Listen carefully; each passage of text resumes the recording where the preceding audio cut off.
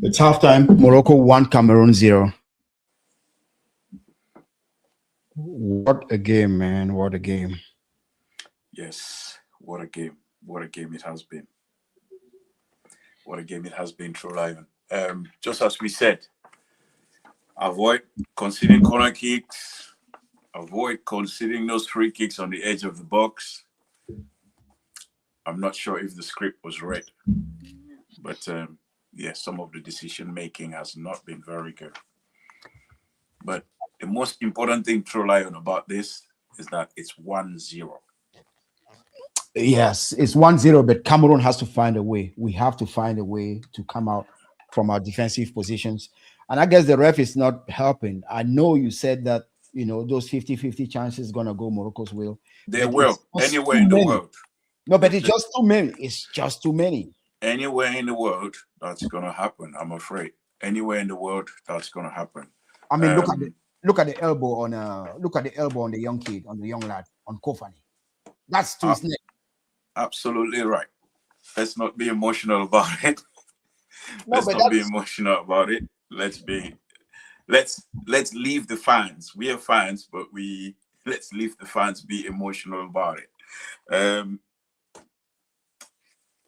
I think the start of the game was what we expected, that Morocco is going to be all over Cameroon. Interestingly enough, that wasn't the case until the 5th minute when Namaso decided to concede a free kick on the edge of the box after Koto was lazy on the ball. Fact, lazy on the ball, lackadaisical pass, got intercepted, set off his teammate, and he fouled Diaz.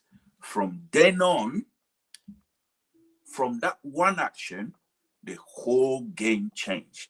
And these are some of the little things that players miss in terms of the tempo of a game or how the game flows, the flow of the game. That one error from Koto completely changed the whole game. After Morocco had that free kick, it then led to a corner kick, and then there was a counter-attack opportunity. It came to Baleba in midfield. He chested it, being true to himself. You had Nagida and Mbeumo on the left, 2 free with 1 central defender. Baleba tried to control it one more time, and then he was caught up by 2 Moroccan defenders. All he needed to do was close his eyes and just hit that ball on the line. Wherever it goes, it doesn't matter. It would have been a missed chance on a counter-attack and a goal-scoring opportunity. Why the hell on earth was he trying to control that ball? God alone knows. But those are the mistakes that players make. And Baleba is known for that, hanging on to the ball for an extra second, an extra 2 seconds, and that doesn't help him sometimes. But that is what happened. On the other side, we have to give credit to Morocco, because the way they closed down Baleba, they were like 2 players on Baleba because they know the threat that he actually carries. And Morocco also has also stopped many counter-attacking opportunities from Cameroon. I remember there was also an opportunity from Mbeumo that they actually closed down. But we've talked about defending corner kicks. I talk about defending corner kicks. The first and second ball, of course, first ball they win it. El Kabi, he's big, he's huge, he's powerful. I said this guy is gonna outmuscle our defenders. I've seen the way they play against Ivory Coast, against Casey, and they were not strong enough. And that ball also, Tolo, come on, Tolo, how can you let a weaker player like Diaz outmuscle you? I mean, he was on the wrong side of the ball, first of all. He was on the wrong side of the ball. So that wasn't about muscle, that was about positioning. And Nohu Tulu in the last game against South Africa, there was an action, we commented about it, where Nuhu Tulu was way behind his defensive line. That's the same situation there. Every single player of the Cameroonian defending side pushed up. Nuhu Tulu was at least 1.5 meters behind everyone. And that's why Brahim Diaz was onside. So yes, he won the header, but that header would have been, it was a weak header. It wasn't going in. It wasn't going anywhere. And Brahim Diaz had to touch it into goal. So for me, and as observed, Nuhu Tulu did not do his job there. And Nuhu Tulu has gone on again. I think it's the frustration from that. He's realized that he's let himself down, and he's gone ahead and considered a yellow card that was so reckless, so unprofessional. And for a captain, I'm worried. But that said, he's had some very good clearances, which were goal-scoring opportunities, or could have been goal-scoring opportunities for Morocco. So I give him credit for that. But he's not going to play in the semi-finals if we do qualify. And that is the same risk that Baleba is on. Another player that has started strong with his challenges and defending is actually Che Malone. Che Malone has been really, really, really solid at the back. But definitely. I think I've spoken about this. Cameroon doesn't move well. Without the ball, we are too static. Okay, we are too predictable. We see the Moroccans, 4 of them, they are actually sitting central because they don't want the ball to go to Baleba. As easy as that. But you not wanting the ball to go to Baleba is not dependent on you. It is dependent on what the defenders are doing. Like I said, at the 5th minute, it was a lazy pass from Koto that got intercepted. If you know you want to play the ball into midfield, that would depend on how you play in defense, how you pass out from defense. The ball cannot go into midfield from the attack. No, it goes from the goalkeeper to the defense, and from the defense, it transitions into midfield. So that has to come from the defensive line, how they play. And they have to be sharp with their passes. They have to be quick, not take the ball, and sorry, I'm going to say, and lazying on it like Kunde Emmanuel. No, that time is gone.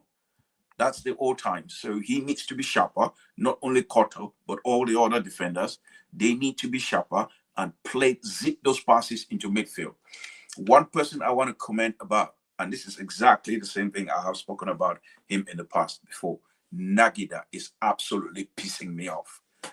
Nagida is always trying to dribble and do silly things, silly, unnecessary things. Either he is a winger or he is a wing back. The ball comes to you, transition the ball, play it into midfield, play it into other players. Stop trying your trickery. It doesn't help. It doesn't help the team because players are moving. He had an opportunity, let me tell you. This was the 34th minute of play. The last game, he put in a good cross. This time around, he tried to do an outside cross with his left foot. Whatever he was doing, I do not know. He had another opportunity. There was Mbeumo and Dina Ebimbe in the far post, and he missed the cross. He put the ball behind them instead of, putting the ball in front of them. There have been some chances, some opportunities, and this is what we spoke about before the game, True Lion, that our passing needs to be more accurate. And like you said, yes, they're not letting us play in midfield. That is not because we haven't had the opportunity of playing in midfield. It's because of the passing. Our problem has been the passing. But I think this will be resolved. Obviously, the pressure from the crowd is there. The referee is under proper pressure. And we knew this was going to happen. So, and I think the players as well, Moroccan players, are under pressure. Despite having scored, Brahim Diaz, he is shaking. All of them. Hakimi had 2 corners. He could not lift the ball up. So I think our managers and coaches need to tell our players this. Moroccan players are under pressure. And they need to take advantage of this.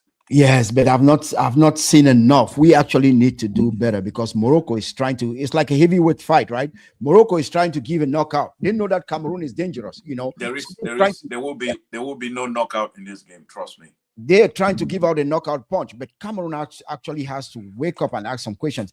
I'm telling you, I know you don't want to talk about this, but I just believe some of the 50-50 chances. There's an elbow on the neck and all that stuff. Hey, man. Well, I'm looking at that. I'm looking at situations where what's his name? Kofan. Let me not say Kofan. Kofan goes actually to head the ball, and then the Moroccan player is standing and they call a foul against Kofan. Same situation happens for Morocco and the foul is not actually called. Absolutely. Oh my goodness. Absolutely. True Lion. We said this before the game. 50-50 decisions will go to Morocco. We know this. It's going to happen. It's going to happen. The foul on the elbow, that's absolutely right. Some officials would have, even some VAR officials in Europe would have even called the referee to say, hey, you need to look at this, you know. But then look at Nohutulu. After getting a stupid yellow card, he goes ahead and elbows a player towards the end of the game on the touchline in front of the linesman. What is he thinking? He was lucky. This guy is the captain of the team. He's losing lucky. his head. You know, so I'm hoping that the manager will speak to them and, you know, try and calm them down. This game is not lost. Calm down and play your game. I'm not sure about the replacement. I'm not sure about Gina Ebimbe coming on as a wing back. I don't know what's informed that decision, but again, it's the manager. He sees them in training. He knows the players. I don't think he is suitable for that role, Gina Ebimbe, but we will see. We will see how that works out. I think it's been a tough game for all the Cameroonian players. It's been a tough game to actually come in and make a difference, especially when you're having like 1 or 2 balls like every 5 minutes. So I cannot actually judge him based on that. But Cameroon, no, it's not about judging. It's about me knowing who Dina Ebimbe is. The Dina Ebimbe I watched in Paris Saint-Germain, the Dina Ebimbe I watched in PSG Eindhoven in Frankfurt. So no, it's not about me judging him from this game. It's me knowing the kind of player that he is and understanding the context of putting him on when Cameroon is winning and putting him on when Cameroon needs to catch up on the score. So I do not know that his skill sets are those of a wing back. His skill sets are those of a midfielder, offensive midfielder, and a right midfielder. But whether wing back, I do not know. A wing back is a different beast altogether. Yeah, you know, but remember, I am not sure. But it means we can actually also change formation. Remember, we talked about this. We talked about the squad not having. This manager will not change formation, and I do not hope. I do not want him to change formation. I just hope that we get the right players in the right place. I hope he doesn't change formation. I do hope he sticks to his formation. I'd rather he sticks to the formation.